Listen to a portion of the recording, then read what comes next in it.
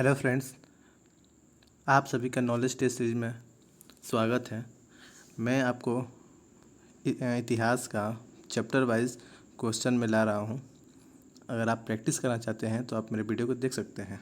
कृपया इस वीडियो को पूरे अंत तक देखें और इसमें आपको बहुत ही अच्छी जानकारी मिलेगी और कुछ एक्स्ट्रा भी मिलेंगी जो आप जानते भी नहीं होंगे। ठीक है, तो चलिए चलते हैं अपने पहले क्वेश्चन की ओर। आर्य शब्द इंगित करता है, बताइए। आपने वैदिक काल पढ़ा ही होगा, तो बताइए इसमें आर्य शब्द इंगित करता है निर्जातीय समूह को, या यायावरी जन को, भाषा समूह को, या श्रेष्ठ वंश को।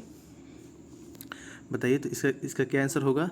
इसका हो जाएगा ये श्रेष्ठ जन को संबोधित करता है आर्य। प्राचीन जो थे प्राचीन भारत यूरोपीय और प्राचीन ईरानी भाषा बोलने वालों के लिए प्रयुक्त शब्द है। वैदिक संस्कृत में आर्य शब्द श्रेष्ठ, शिष्ट अथवा सज्जन तथा नैतिक अर्थ में महाकुल, कुलीन शब्द साधु आदि के लिए प्रयुक्त हुआ है। ठीक है, चलते हैं अपने दूसरे क्वेश्चन में। क्लासिकीय संस्कृति में आर्य शब्द का अर्थ है, जो क्लासिकीय संस्कृति भी है उसमें आर्य शब्द का क्या अर्थ है? ईश्वर में विश्वासी, एक वंशानुगत जाति, किसी विशेष धर्म में विश्वास रखने वाला, एक उत्तम व्यक्ति। बताइए क्या होगा? तो इसका आंसर क्या हो जाएगा? एक उत्तम व्यक्ति। ठीक है, इसका मतलब हुआ क्लासिकीय संस्कृति में आर्य शब्द का अर्थ है एक उत्तम व्यक्ति। वैदिक साहित्य में कहीं भी आर्य एक जाति अथवा विशेष भाषी के रूप में उल्लेख नहीं हुआ है। ठीक है, चलिए अपने तीसरे क्वेश्चन की ओर चलते हैं। सबसे पुराना वेद है, ये तो बहुत ही फेमस क्वेश्चन है, आपको पता होगा। सबसे पुराना वेद कौन सा है? ये होता है ऋग्वेद। ठीक है, भारतीय साहित्य में वेद 4 हैं: ऋग्वेद, सामवेद, यजुर्वेद और अथर्ववेद। इनमें ऋग्वेद सबसे प्राचीन माना जाता है। ठीक है, चलिए आइए चलते दूसरा क्वेश्चन। त्रयी नाम है तीनों वेदों का, धर्म, संघ व युद्ध का, हिंदू धर्म के 3 देवताओं का, या 3 मौसमों का। बताइए त्रयी क्या है? ये 3 वेदों का को ही बोलते हैं त्रयी। या ऋग्वेद, यजुर्वेद, सामवेद को वेद त्रयी बोलते हैं या त्रयी कहा जाता है। कौन कौन? ऋग्वेद, यजुर्वेद और सामवेद को इसको त्रयी कहा जाता है। ठीक है, आइए चलते हैं 5th क्वेश्चन। किस वैदिक ग्रंथ में वर्ण शब्द का सर्वप्रथम उल्लेख मिलता है? ऋग्वेद, अथर्ववेद, या सामवेद, या यजुर्वेद। बताइए किस वैदिक ग्रंथ में वर्ण शब्द का सर्वप्रथम उल्लेख कहाँ मिलता है? वर्ण शब्द का ये मिलता है ऋग्वेद में। ठीक है, वर्ण शब्द का सर्वप्रथम उल्लेख ऋग्वेद में मिलता है। ऋग्वेद में वर्ण शब्द रंग के अर्थ में तथा कहीं कहीं व्यवसाय चयन के अर्थ में भी प्रयुक्त हुआ है। आर्यों को जो वर्ण तथा दासों को कृष्ण वर्ण कहा गया है। ऋग्वेद के 10वें मंडल में पुरुष सूक्त में सर्वप्रथम शूद्र शब्द मिलता है। ठीक है, चलते हैं अपने 6th क्वेश्चन में। निम्नलिखित में से कौन सा ब्राह्मण ग्रंथ ऋग्वेद से संबंधित है? बताइए निम्नलिखित में से कौन सा ब्राह्मण ग्रंथ ऋग्वेद से संबंधित है? ऐतरेय ब्राह्मण, गोपद ब्राह्मण, शतपथ ब्राह्मण, या तैत्तिरीय ब्राह्मण। बताइए, तो इसका क्या हो जाएगा? इसका हो जाएगा तैत्तिरीय ब्राह्मण। ठीक है, ब्राह्मण ग्रंथ यज्ञों तथा उनके अनुष्ठान के विधि विधानों के संबंध में जानकारी देते हैं। ऐतरेय ब्राह्मण तथा कौशिकी ब्राह्मण ऋग्वेद से तथा तांडव ब्राह्मण, पंचविश ब्राह्मण तथा जैमिनीय ब्राह्मण ये सामवेद से संबंधित है तथा शतपथ ब्राह्मण यजुर्वेद से संबंधित है, जबकि गोपद ब्राह्मण अथर्ववेद से संबंधित है। ठीक है, चलते हैं अपने नेक्स्ट क्वेश्चन में। ऋग्वेद का कौन सा मंडल सोम को समर्पित है?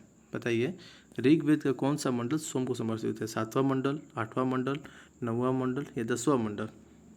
तो ये कौन सा मंडल समर्पित है? ये आपको मिलेगा, ये 9वां मंडल जो है ये देवता सोम से संबंधित है। ऋग्वेद में कुल 10 मंडल हैं। इसके 9वें मंडल के सभी 114 सूक्त सोम को समर्पित हैं। ठीक है, चलिए चलते हैं 8 क्वेश्चंस में। यज्ञ संबंधी विधि विधानों का पता चलता है कहाँ चलता है? यज्ञ संबंधी विधि विधानों का पता किस वेद में पता चलता है? ऋग्वेद से, सामवेद से, ब्राह्मण ग्रंथों से, या यजुर्वेद से। बताइए, तो इसका क्या आंसर हो जाएगा? यजुर्वेद से हमें यज्ञ संबंधी विधि विधानों का पता चलता है। यज्ञ संबंधी विधि विधानों का पता यजुर्वेद से चलता है। यजुर्वेद के दो भाग हैं, एक शुक्ल यजुर्वेद और कृष्ण यजुर्वेद, याद रखिएगा।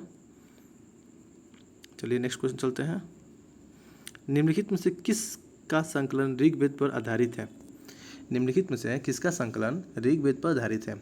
यजुर्वेद, सामवेद, अथर्ववेद, उपरोक्त में से कोई नहीं। बताइए इसका क्या हो जाएगा?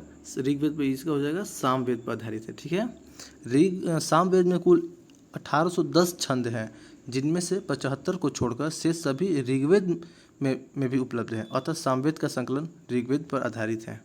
ठीक है, चलिए चलते हैं ना अगला क्वेश्चन। भारत के किस स्थल की खुदाई से लौह धातु के प्रचलन में प्राचीनतम प्रमाण मिले हैं?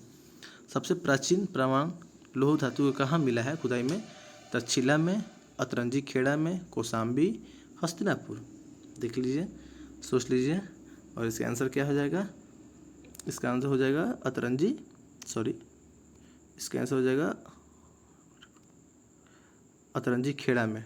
ठीक है, तो इसका ध्यान दीजिएगा, ये क्या है? अतरंजी खेड़ा आलमगीरपुर, मथुरा, रोपड़, श्रावस्ती, कांपिल्य आदि स्थानों की खुदाई से लौह धातु का प्रमाण मिला है। ठीक है, जिनसे यह संकेत मिलता है कि लौह धातु को गलाने का कार्य स्थानीय रूप से होता था। चलिए चलते हैं अगला क्वेश्चन में। उपनिषद पुस्तकें हैं, उपनिषद पुस्तकें धर्म पर आधारित हैं कि योग पर हैं, विधि पर है या दर्शन पर है? ये सभी को पता होगा उपनिषद किस पर है, ये है दर्शन पर। ठीक है, चलिए आगे चलते हैं। मैं इसके बारे में कुछ बता देता हूँ। उपनिषद दर्शन पर आधारित पुस्तकें हैं, इन्हें वेदांत भी कहा जाता है। उपनिषद पर जो भी आधारित पुस्तकें हैं उनको वेदांत भी कहा जाता है। निम्नलिखित में से किस एक वैदिक साहित्य में मोक्ष की चर्चा मिलती है? किस एक वैदिक साहित्य में मोक्ष की चर्चा मिलती है? ऋग्वेद से, परिवर्ती संहिताएं, ब्राह्मण या उपनिषद? बताइए किस में हो जाएगा? तो ये हो जाएगा आपको उपनिषद से मिलती है। ठीक है, ये जो मोक्ष वेदों में मोक्ष शब्द का प्रयुक्त नहीं हुआ है, उपनिषद में प्रथम बार मोक्ष की चर्चा मिलती है। यह शब्द श्वेतांबर उपनिषद में पहली बार आया है। ठीक है, आइए चलते हैं अपना 14th क्वेश्चन। आध्यात्मिक ज्ञान के विषय में नचिकेता और यम का संवाद किस उपनिषद में प्राप्त होता है? देखिए, आपको ये सब ऐसा क्वेश्चन है जो आप तो बहुत सिंपल पढ़े होंगे, बट ये कुछ थोड़ा डीपली क्वेश्चन है। ये क्वेश्चन अच्छे हैं, अगर इतना आपको ज्ञान होगा तो आपको इस माने कि ये टॉपिक से कभी भी क्वेश्चन घबरा नहीं सकते हैं। बट ये हालांकि प्रैक्टिस करना आपको बहुत बड़ी मस्ट है। तो क्या बृहदारण्यक उपनिषद में, छांदोग्य उपनिषद, कठोपनिषद या केनोपनिषद? तो इसका क्या हो जाएगा?